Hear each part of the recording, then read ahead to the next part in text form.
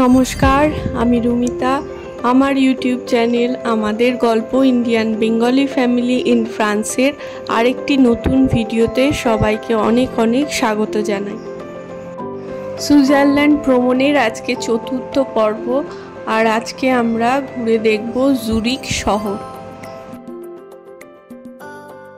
জুরিখ সুইজারল্যান্ডের একটি অন্যতম বড় শহর। সেই রোমান সাম্রাজ্য থেকে এখানে জনবসতি। জুরিখের দ্রষ্টব্যগুলোর মধ্যে অন্যতম হলো জুরিখ ওল্ড টাউন আর জুরিখ লেক। এই শহরের ট্রাম সার্ভিস খুব ভালো। সিটি ট্যুরের জন্য ট্রাম একটা অন্যতম মাধ্যম হতে পারে। শহরের প্রত্যেকটা প্রান্তে এই ট্রাম সার্ভিস রয়েছে। কয়েক মিনিটের ব্যবধানে দেখুন একই লাইনে কতগুলো ট্রাম যাতায়াত করলো। এটা হলো জুরিখের রেলওয়ে স্টেশন। অনেক অনেক বড় স্টেশনটা। এখান থেকে দেশের বিভিন্ন প্রান্তে ট্রেন তো ছাড়েই, ইউরোপের অন্যান্য দেশগুলোতে যাওয়ার জন্যও এখান থেকে ট্রেন পাওয়া যায়।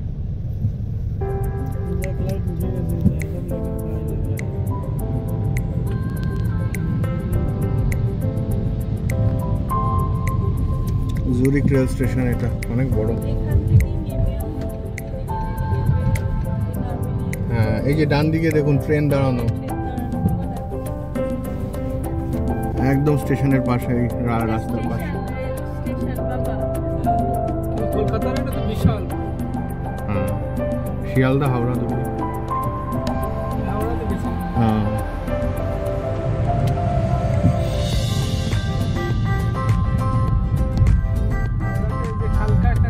কালকা মেল। হ্যাঁ, কালকা মেলে গেছিলাম। আজ বৃষ্টি একভাবে লেগেই আছে। বৃষ্টি কমার কোনো লক্ষণ নেই।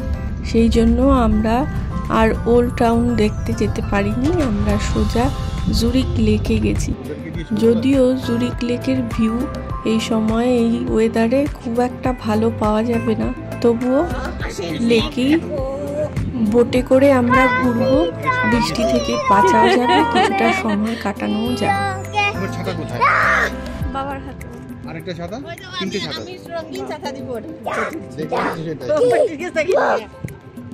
তুমি মাথায় একটা কিছু দাও না। আজব, তুমি তো বৃষ্টি পড়ছে।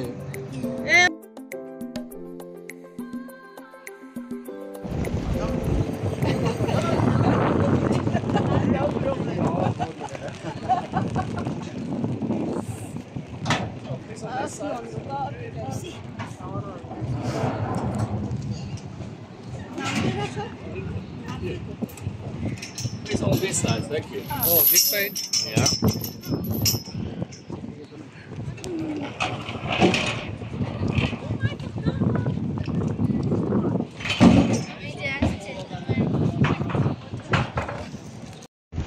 বোটে আমরা উঠে পড়েছি। এই বোটগুলো আসলে জুরিখ লেকে যাত্রী পারাপার করে এ প্রান্ত থেকে ও প্রান্ত। প্রাইভেট ক্রুজও আছে, যার যেরকম পছন্দ।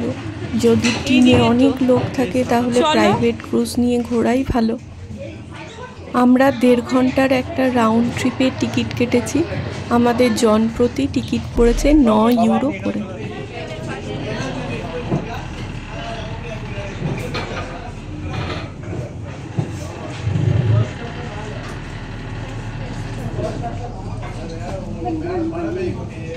Kleinen Seerundfahrt nach Erlenbach-Tallinn. Unsere Fahrt führt uns über die Stationen Zürich. বৃষ্টি না থাকলে হয়তো লেকের পাশে ঘুরে বেড়ানো যেত। অনেক সুন্দর সুন্দর জায়গা আছে, কিন্তু বৃষ্টি থেকে বাঁচার জন্য এটাই সবথেকে ভালো উপায় বলে মনে হয়েছে আমাদের। এই পোর্টটাতে আমরা ছাড়াও আরও অনেক ইন্ডিয়ান ট্যুরিস্ট ছিল।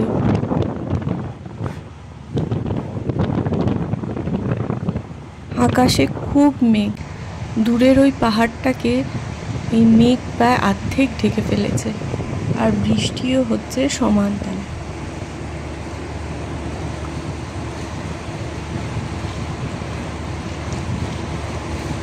বৃষ্টি নেমেছে ঝমঝমিয়ে। দূরের ওই জনপদগুলো পুরো ঝাপসা হয়ে গেছে। এখানে একটা স্টপেজ আছে, সেই জন্য বোটটা একদম কাছাকাছি চলে এসছে পারে। দেখুন কত সুন্দর জায়গা। ওখানে আরেকটা ছবি তুলো, সেই আমি আগের ছবিটার এই ছবিটার মধ্যে ইয়ে করবো আর কি।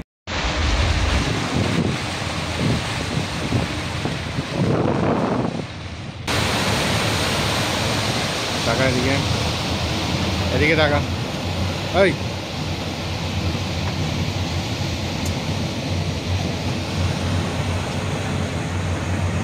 এমনি সময় এই বোটগুলোর ডেকে বসার জায়গা পাওয়া যায় না, আজকে পুরোটাই ফাঁকা। আমরা এই বৃষ্টির মধ্যেই উপরে উঠেছি ছবি তুলবো বলে। ছবি না তুললে তো স্মৃতিটা থাকবে না, সেই জন্য বৃষ্টি মাথায় করেই উপরে উঠে ছবি তুলছি। হাই করে দাও।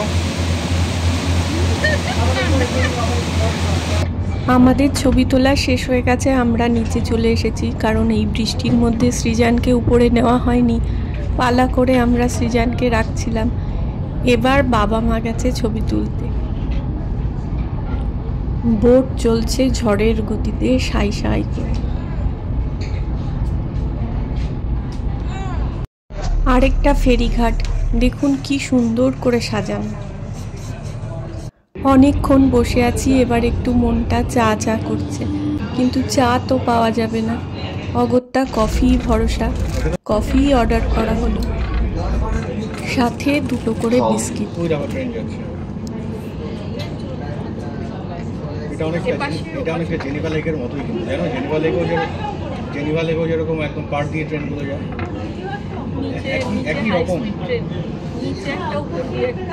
একই রকম কায়দাটা। যখনই কোনো ফেরিঘাটে বোটটা লাগছে তখন আশপাশটা কতটা সুন্দর ভালোভাবে বোঝা যাচ্ছিল। আর বাবা তো অপলক দৃষ্টিতে শুধু দেখেই যাচ্ছে। কত সুন্দর লাল নীল হলুদ রঙের পালতোলা নৌকো। আসলে এখানটা অনেকগুলো সেলিং ক্লাব রয়েছে। এই যে নৌকোগুলো দেখছেন, এরা সবই শিক্ষার্থী। এরা এখানে এই পালতোলা নৌকোগুলো চালানো শিখছে।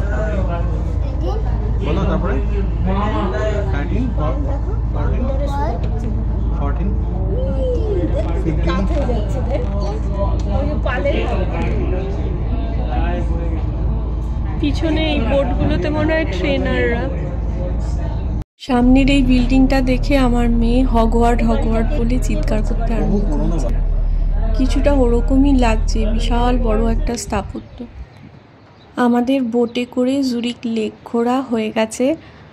1.5 ঘন্টার ট্রিপ ছিল, এটা কমপ্লিট হয়েছে।